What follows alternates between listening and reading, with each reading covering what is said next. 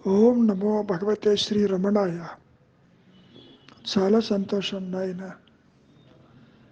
మహర్షుల వారి యొక్క సూచనలు నీవెవరివో తెలుసుకోమని, అంతకంటే ఏమీ లేదు. ఇది చెయ్యి అది చెయ్యి అనే ప్రసక్తే లేదు. ఇది మానుకో అది మానుకో అన్న ప్రసక్తి కూడా లేదు. అయితే ఈ సందర్భంలో ఒక వ్యక్తి, ఒక యువకుడు మహర్షిని సూటిగా అడుగుతున్నారు. నేనెవరు అన్న విచారణ అది మాత్రమే చేస్తే సరిపోతుందా? అన్నీ చేసినట్లు అవుతాయా? కనుక ఆ విచారం చెయ్యటానికి నేను ఇంకేమైనా వ్రతాలు, దీక్షలు అవసరమా?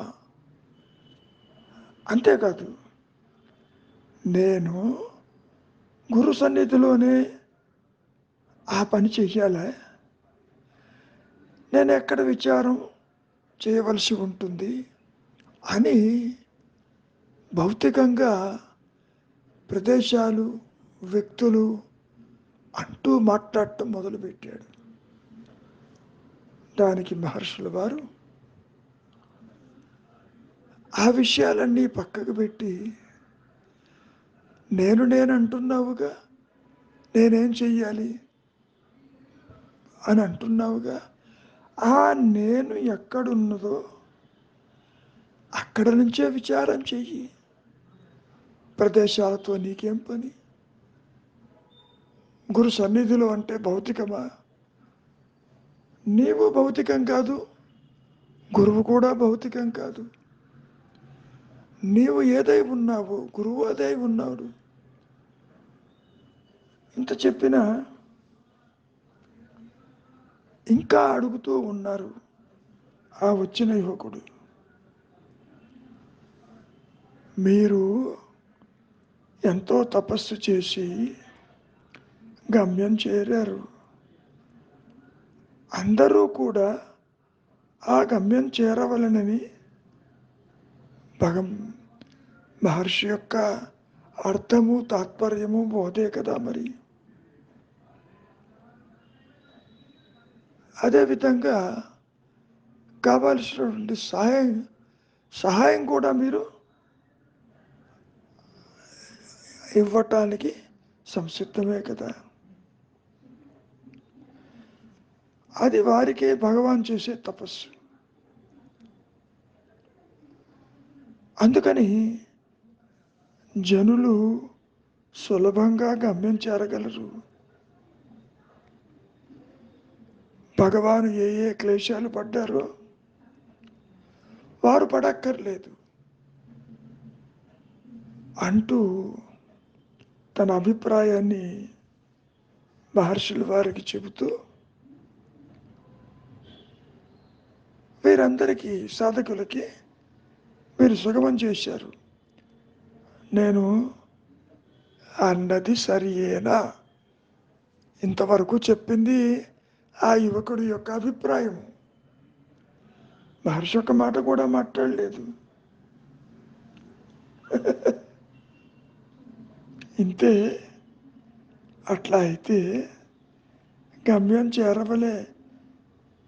కానీ నేనేదో వారికి సహాయపడతాననుకుంటున్నావు.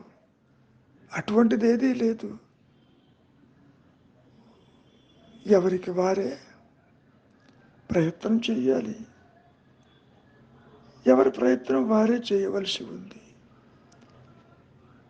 నీ తరఫున ఇంకోళ్ళు ప్రయత్నం చేస్తే ఉపయోగం ఏంటి?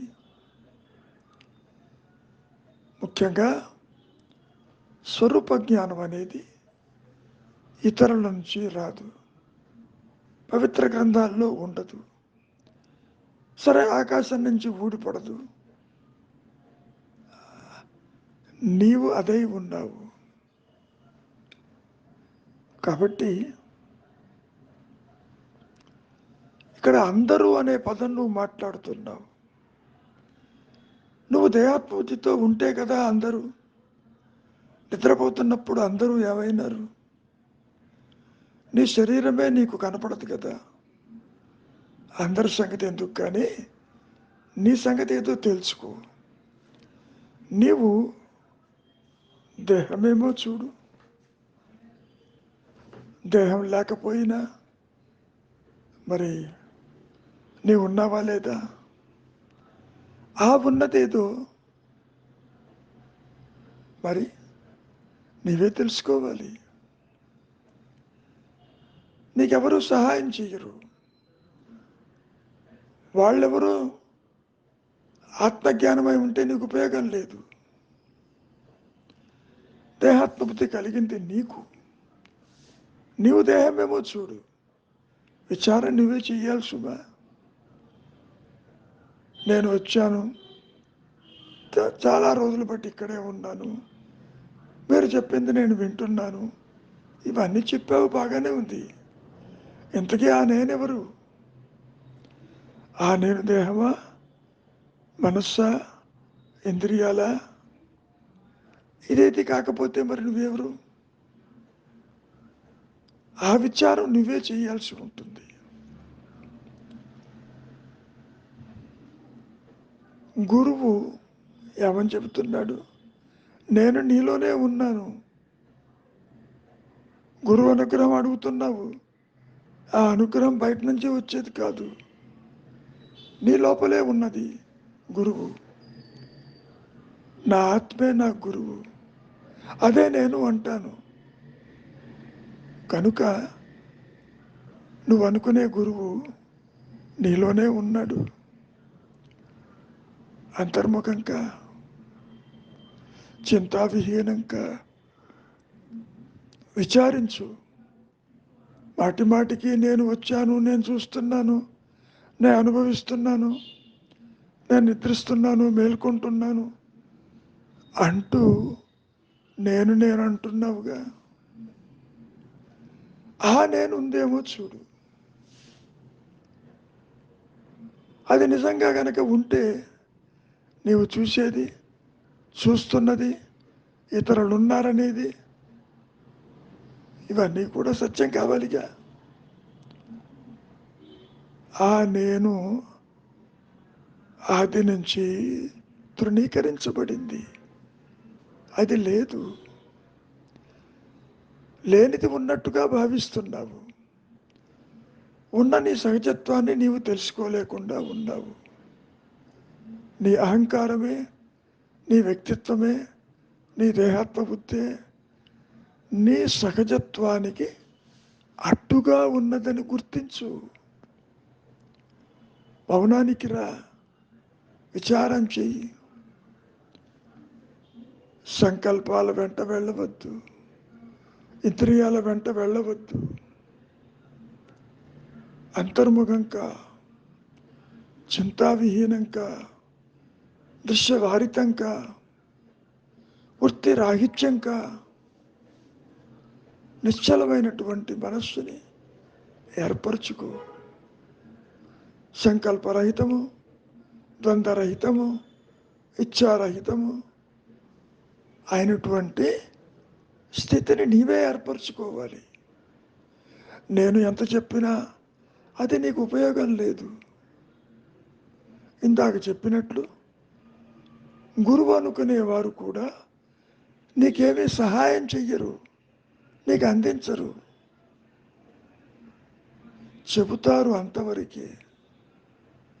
నీలో ఉన్నది నేనే, ఆ నేనే గురువు, ఆ ఎరుకే గురువు. కనుక నాయన